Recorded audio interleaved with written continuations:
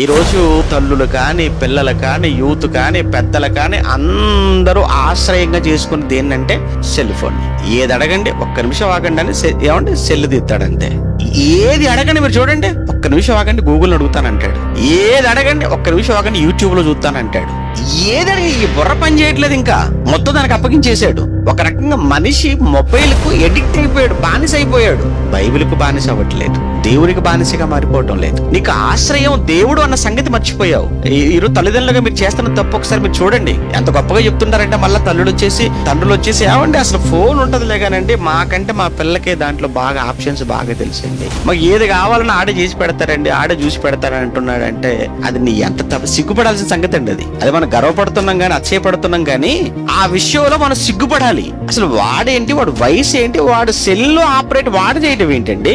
వద్దు, వాడు బైబిల్ని ఆశ్రయించాలి, వాడు దేవుణ్ణి ఆశ్రయించాలి. ఆ రోజు దావీదు బాల్యములో దేవుణ్ణి ఆశ్రయంగా పెట్టుకున్నాడు. అలానే ఆ రోజు అబియా హిజ్కియా తల్లి దేవుణ్ణి ఆశ్రయంగా పెట్టుకుంది.